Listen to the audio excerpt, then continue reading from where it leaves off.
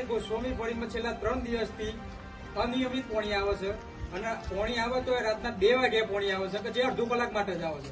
એમાં ઉપર ટોકા પર જયારે પાણી ચડાવવાની વાત આવે તો મોટરો રાતના 2 વાગે અમે મોટર ચાલુ કરીને પાણી ચડાવીએ છીએ. હવે વારંવાર અમે પંચાયતમાં કહેવું અને વોટર વર્ક્સમાં જે ભાઈ છે એને વારંવાર કહેવામાં આવ્યું તેમ એવું કેવું છે કે તમારા ફળિયામાં પાણી આવે જ છે એમ.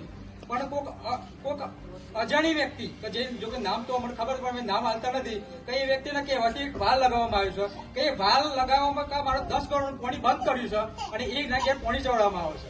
ખબર નહીં હવે કયા કારણથી અને હું ગણતરીથી એવી વાલ લગાવ્યો છે કઈ નથી. અમારું પાણી જે છેલ્લા 3 દિવસથી પાણી નથી આવ્યું એવું કે તો ખોટું નથી. જો કે આવ્યું હતું કાલે રાતના 2 વાગે પાણી આવ્યું હતું અડધો કલાક માટે, પણ અત્યારે હાલ ટોકા જોવામાં તો ખાલી કમ છે. સવારે કાલે રાતના 2 વાગ્યાથી અત્યારે હું જે બિલકુલ ટેપું પાણી નથી આવ્યું અમારે.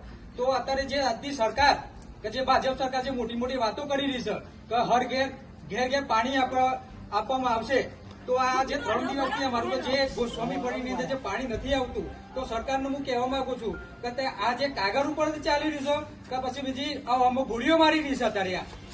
એટલે ખાસ વિનંતી છે કે અમારા 3 દિવસથી જે પાણી નથી આવતું આમાં એવું નથી કહેતા આખો દિવસ પાણી હાલવું હોય, પણ ફક્ત 2 કલાક માટે પણ વારમાં પાણી કોઈ પણ ટાઈમે જે ચાલુ દિવસોમાં રાતના નહીં પણ ચાલુ દિવસમાં ખાલી 2 કલાક પાણી અમને હાલે ને તો અમારા માટે પાણી ઘણું છે.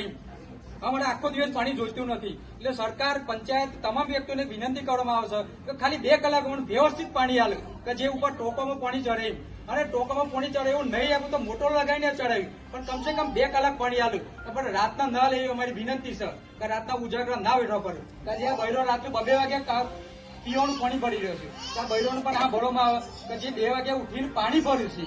ભાઈ 2 વાગે કેટલા વાગે પાણી ભરો દાદા? એટલે એટલી વિનંતી છે કે દિવસે ખાલી 2 કલાક પાણી આપવું. રાતે પાણી આવે છે, રાતે 2 વાગે પાણી આપે અને દિવસે ઢોરોને પીવાની પણ તકલીફ બહુ પડે છે.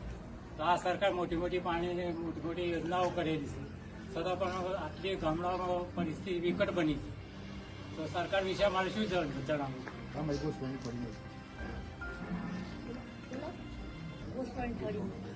ગોસ્વામી ફળીમાં તકલીફ છે. ગોસ્વામી ફળીમાં બહુ તકલીફ રહેશે છે, ઊંધી પાણી આવતું નથી. 15 ઘરો